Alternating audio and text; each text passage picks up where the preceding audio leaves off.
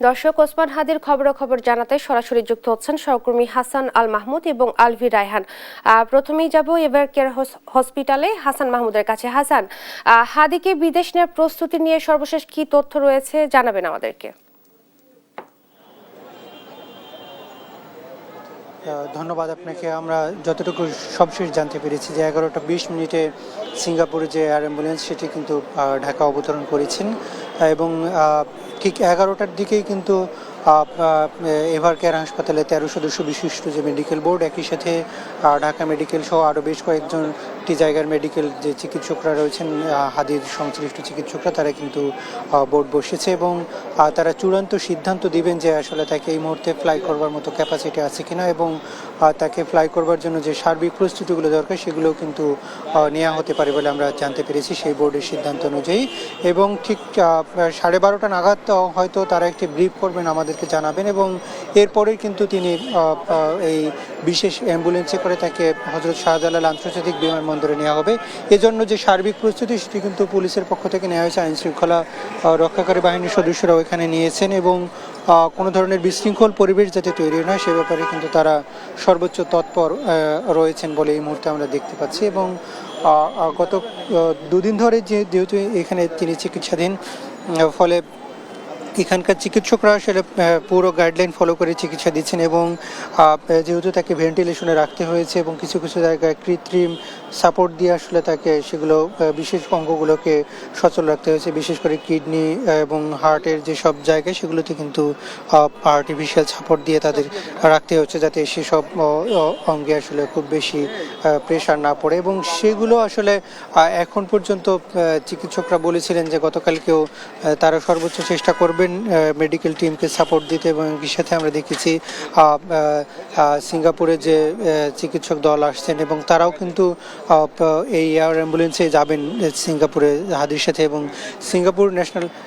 সিঙ্গাপুরের এই হাসপাতালটিতে কিন্তু আমরা যতটুকু জানি যে এইরকম জরুরি কেসগুলোকে তারা ডিল করবার জন্য সবচেয়ে বেশি পরিচিত, ফলে তাকে কিন্তু সেখানে নেবার সিদ্ধান্ত নেয় অন্তর্বর্তী সরকার এবং সেই সরকারের সেই সিদ্ধান্তকে সায় দিয়েছিল ইনকিলাব মঞ্চ এবং শরীফ ওসমান হাদির পরিবারের সদস্যরা। ফলে তাকে গতকালকেই কিন্তু চূড়ান্ত সিদ্ধান্ত হয় যে তাকে নেওয়া হচ্ছে এবং এর জন্য যে প্রস্তুতি সেগুলো কিন্তু এভার কেয়ার হাসপাতালে চিকিৎসকরা নিয়ে রেখেছেন এবং তাকে বের করবার জন্য সব ধরনের প্রস্তুতি ইতিমধ্যে সম্পূর্ণ করা হচ্ছে এবং এর জন্য আনুষঙ্গিক যেসব প্রস্তুতি সেগুলো কিন্তু নেওয়া হচ্ছে। যদিও তার এখন পর্যন্ত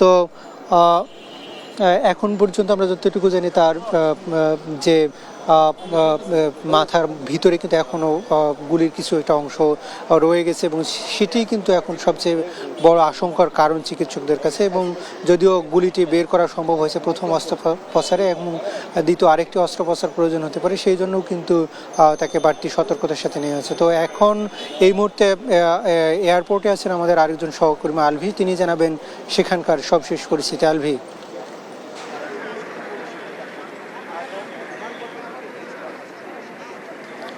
ধন্যবাদ আপনাকে। আমি এই মুহূর্তে দাঁড়িয়ে আছি হযরত শাহজালাল আন্তর্জাতিক বিমানবন্দরের ঠিক 8 নম্বর গেটের সামনে, যেখান দিয়ে কিছুক্ষণের মধ্যেই ওসমান হাদিকে কিন্তু উন্নত চিকিৎসার জন্য সিঙ্গাপুর নিয়ে যাওয়া হবে, বিদেশের উদ্দেশ্যে রওনা হবেন তিনি। তবে সিঙ্গাপুর এয়ারলাইন্স যে আসার কথা রয়েছে সেটি কিন্তু 11:20-এর মধ্যে এখানে এসে পৌঁছেছে এবং আমরা জানতে পেরেছি এখন পর্যন্ত এখান থেকে তাকে নিয়ে যাওয়ার যে কার্যক্রম বা প্রক্রিয়া সেটা কিন্তু সম্পূর্ণ হয়ে গেছে। তাকে এভার কেয়ার হাসপাতালে নেওয়ার জন্য এখান থেকে লোক গিয়েছে এবং কিছুক্ষণের মধ্যে এখানে তিনি পৌঁছাবেন এবং এখান থেকে তাকে উন্নত চিকিৎসার জন্য সিঙ্গাপুরে পাঠানো হবে। সিঙ্গাপুরে কিন্তু তার জন্য যে হাসপাতালটি রাখা হয়েছে এবং তিনি যে হাসপাতালে ভর্তি হবেন, শিফট হবেন, সেটাও কিন্তু এখানকার সম্পূর্ণ কার্যক্রম সম্পূর্ণ হয়ে গেছে।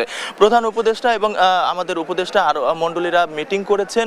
এছাড়া বোর্ড মিটিং, হাসপাতালে যে মেডিকেল বোর্ড রয়েছে তারা মিটিং হচ্ছে, তার পরিবারের সবার সম্মতি নিয়েই কিন্তু তাকে বিদেশে পাঠানো হচ্ছে। তার অবস্থা গতকালকে হাদির যেই অবস্থা সেটা নিয়ে আমাদেরকে ব্রিফ করেছিলেন, তার অবস্থা এখনও সংকটাপন্ন রয়েছে এবং স্থিতিশীল রয়েছে, আগের থেকে কোনো উন্নতির দিকে নেই বলেই কিন্তু তাকে আজকে বিদেশে পাঠানো হচ্ছে। সেখানে বিদেশ পাঠিয়ে তাকে উন্নত চিকিৎসা দেওয়া হবে বলে। এখানে আমি আরেকটা জিনিস যদি আপনাকে দেখাই, সেটা হচ্ছে এখানকার যে আইন শৃঙ্খলা বাহিনীর তৎপরতা সেটা কিন্তু কার্যকর রয়েছে। এখানে তাদের সাথে আমরা কথা বলেছি, যদি এখানে আইন শৃঙ্খলা বাহিনী নিয়ে কোনো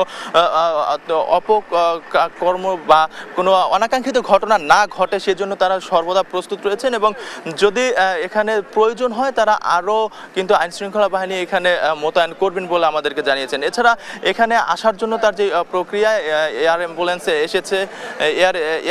এসেছে এবং এয়ারপোর্টের যত কার্যক্রম রয়েছে সবকিছু তারা সম্পূর্ণ করে এখানে সবকিছু রেডি করে রেখেছে, অর্থাৎ আসলেই যেন তাকে পাঠিয়ে দেওয়া হয়, তাকে যেন বিলম্ব না করা হয় সেই ব্যবস্থাটি কিন্তু এখান থেকে পরিপূর্ণভাবে সম্পূর্ণ করা হয়েছে।